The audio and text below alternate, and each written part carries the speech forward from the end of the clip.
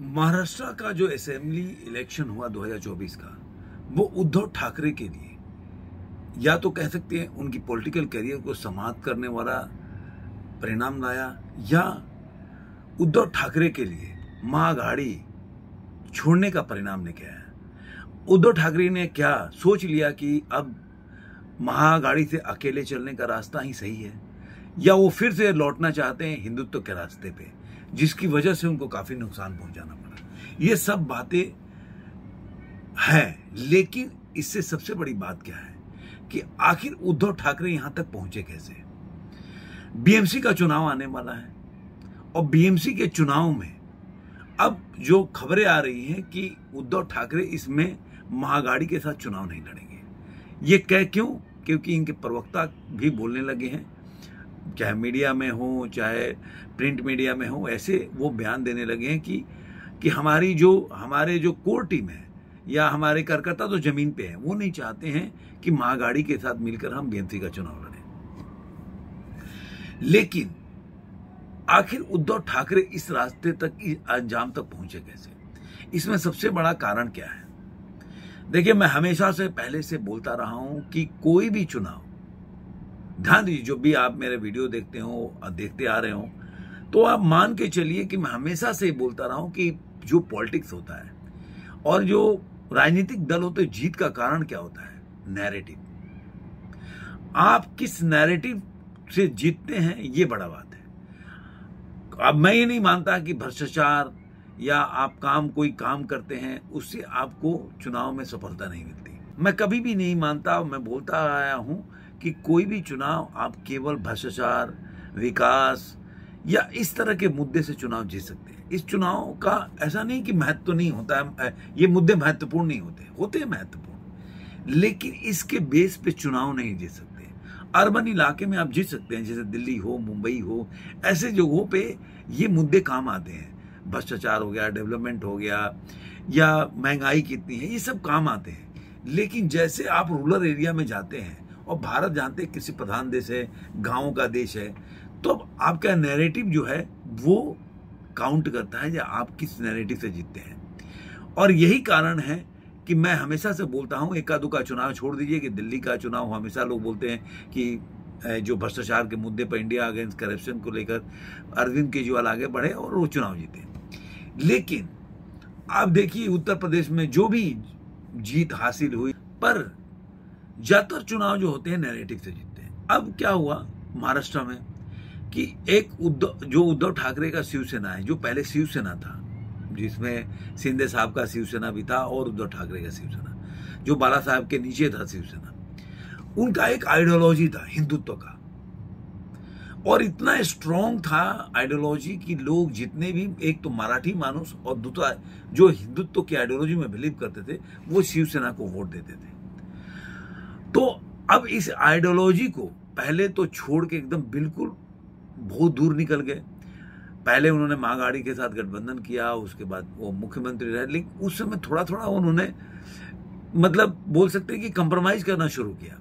लेकिन जैसे जैसे लोकसभा का चुनाव नजदीक आया और उसके बाद रिजल्ट आया और उसके बाद असेंबली इलेक्शन आया, एकदम उद्धव ठाकरे ऐसा लगता था कि वो नया कांग्रेस है, या आप समाजवादी पार्टी मान सकते हैं, या लालू यादव की पार्टी मान सकते हैं।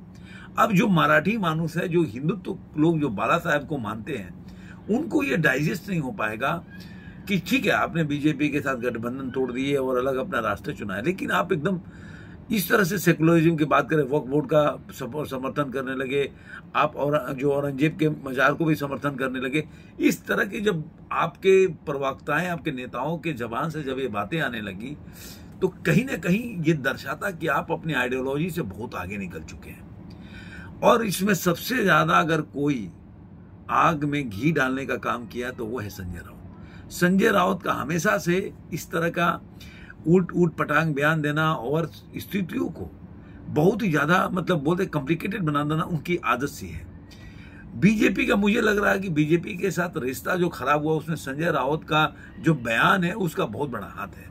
और आज के टाइम में उद्धव ठाकरे के पार्टी की, या उद्धव ठाकरे खुद ये मानते होंगे, भले उसको अमली जामना या लोगों के सामने स्वीकार नहीं करे, लेकिन अगर व्यक्तिगत रूप से उनको अगर अगर मांगे पूछे उनसे, तो आपको लग जाएगा कि उद्धव ठाकरे भी मानते हैं कि संजय राउत का बयान जो होता है ऊट पटांग होता है, जो परिस्थितियों को या जो सिचुएशन को संभालता नहीं है और विकट बना देता है।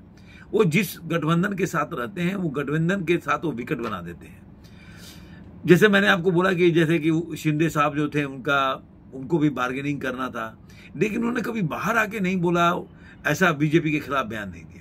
वो हमेशा से बोलते रहे कि मैं नरेंद्र मोदी और अमित शाह जैसा बोलेंगे वैसा करूंगा। वो बार्गेनिंग करते रहे, लेकिन संजय राउत एकदम बिल्कुल बाहर आके एकदम जैसे वो इंतजार करते हैं कि हम महाराष्ट्र में हरियाणा में अगर कांग्रेस चुनाव हारेगी तो मैं बोलूंगा कि देखो वो लोग सीख नहीं पाए। तो वो एकदम आगे आके बोलना प्रयास करते हैं, जिसकी वजह से किसी भी गठबंधन में उनकी जो स्थिति है डवाडोल हो जाती है। अब महाराष्ट्र का जो चुनाव हुआ असेंबली का, उसका रिजल्ट में बुरी तरह से हार हुई।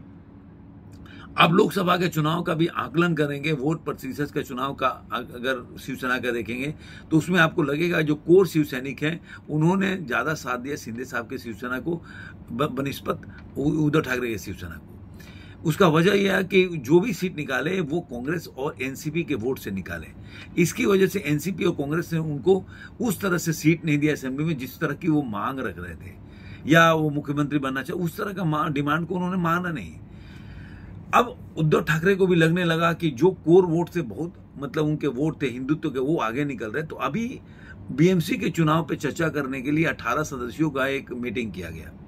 उसमें ये मामला उछल के सारे लोगों की तरफ से यही करता कि बीएमसी में हमें अकेले जाना चाहिए और जो हमारा कोर एजेंडा है हिंदुत्व का उसके वापस चलना चाहिए। अब मुझे ऐसा लगता है, जो मेरा अपना मानना है कि अब हो चुका है बहुत देर, क्योंकि शिंदे साहब जो है काफी पैट शिव जो कोर शिव सैनिक है उनके जो वोटर्स हैं शिव सैनिक वो उसमें अपना पैट बना चुके हैं।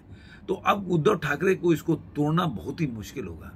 मैं नामुमकिन नहीं बोलता, लेकिन कोई भी चीज बहुत आगे अगर देर हो जाता है तो बोलते हैं ना कि वो अपने हाथ से चीजें निकल जाती है, उसको संभालना बहुत मुश्किल होता है। तो मुझे लग रहा है कि उद्धव ठाकरे को अब संभालना बहुत मुश्किल हो जाएगा, क्योंकि विगत दिनों में इतना बयानबाजी उन्होंने हिंदुत्व के खिलाफ किया है, या जाने अनजाने में उनके जो बात है, उनके प्रवक्ताओं का स्टेटमेंट है, वो काफी ऐसा लगता था कि वो कांग्रेस के भाषा बोल रहे हैं या समाजवादी पार्टी के भाषा बोल रहे हैं, इस तरह का भाषा हो।